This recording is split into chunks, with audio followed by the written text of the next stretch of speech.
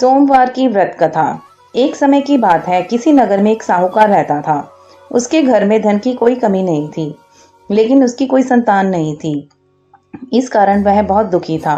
पुत्र प्राप्ति के लिए वह प्रत्येक सोमवार व्रत रखता था और पूरी श्रद्धा के साथ शिव मंदिर जाकर भगवान शिव और माता पार्वती की पूजा करता था। उसकी भक्ति देखकर एक दिन मां पार्वती प्रसन्न हो गई और भगवान शिव से उस साहूकार की मनोकामना पूर्ण करने का आग्रह किया। भगवान शिव ने कहा कि हे पार्वती, इस संसार में हर प्राणी को उसके कर्मों का फल मिलता है और जिसके भाग्य में जो हो उसे भोगना ही पड़ता है। लेकिन पार्वती जी ने साहूकार की भक्ति का मान रखने के लिए उसकी मनोकामना पूर्ण करने की इच्छा जताई।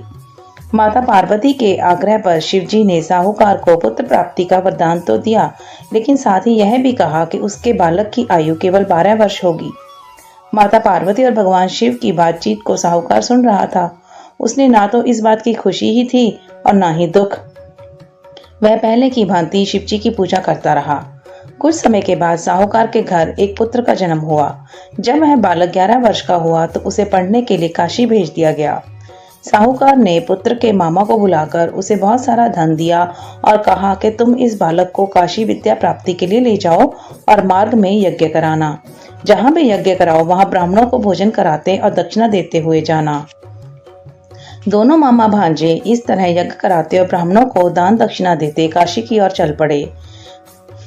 रास्ते में एक नगर पड़ा, जहां नगर के राजा की कन्या का विवाह था, लेकिन जिस राजकुमार से उसका विवाह होने वाला था वह एक आंख से काना था।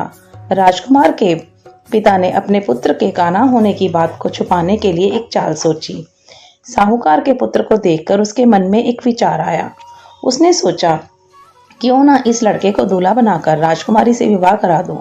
विवाह के बाद इसको धन देकर विदा कर दूंगा और राजकुमारी को अपने नगर ले जाऊंगा। लड़के को दूल्हे के वस्त्र पहनाकर राजकुमारी से विवाह कर दिया गया, लेकिन साहूकार का पुत्र ईमानदार था। उसे यह बात न्याय संगत नहीं लगी। उसने अवसर पाकर राजकुमारी की चुन्नी के पल्ले पर लिखा कि तुम्हारा विवाह तो मेरे साथ हुआ है, लेकिन जिस राजकुमार के संग तुम्हें भेजा जाएगा वह एक आंख से काना है। मैं तो काशी पढ़ने जा रहा हूँ। जब राजकुमारी ने चुन्नी पर लिखी बात पढ़ी तो उसने अपने माता पिता को यह बात बताई। राजा ने अपनी पुत्री को विदा नहीं किया, जिससे बारात वापस चली गई। दूसरी ओर साहूकार का लड़का और उसके मामा काशी पहुंचे और वहां जाकर उन्होंने यज्ञ किया। जिस दिन लड़के की आयु 12 साल की हुई उसी दिन यज्ञ रखा गया। लड़के ने अपने मामा से कहा कि मेरी तबीयत कुछ ठीक नहीं है। मामा ने कहा कि तुम अंदर जाकर सो जाओ। शिवजी के वरदान अनुसार कुछ ही देर में उस बालक के प्राण निकल गए। मृत भांजे को देख उसके मामा ने विलाप शुरू किया।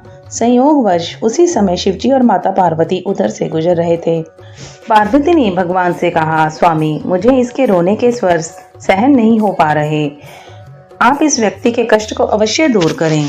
जब शिवजी मृत बालक के समीप गए तो वह बोले कि यह उसी साहूकार का पुत्र है जिसे मैंने 12 वर्ष की आयु का वरदान दिया था। अब इसकी आयु पूरी हो चुकी है। लेकिन मातृभाव से विभोर माता पार्वती ने कहा, हे महादेव, आप इस बालक को और आयु देने की कृपा करें, अन्यथा इसके वियोग में इसके माता पिता भी तड़प तड़प कर मर जाएंगे। माता पार्वती के आग्रह पर भगवान शिव ने उस लड़के को जीवित होने का वरदान दिया। शिवजी की कृपा से वह लड़का जीवित हो गया। शिक्षा समाप्त करके लड़का मामा के साथ अपने नगर की ओर चल दिया।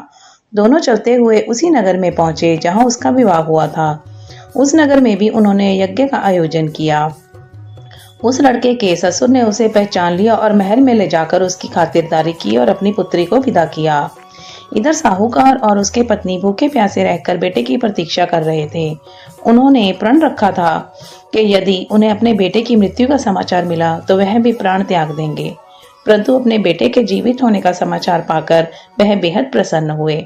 उसी रात भगवान शिव ने व्यापारी के स्वप्न में आकर कहा, हे श्रेष्ठी, मैंने तेरे सोमवार के व्रत करने और व्रत कथा सुनने से प्रसन्न होकर तेरे पुत्र को लंबी आयु प्रदान की है।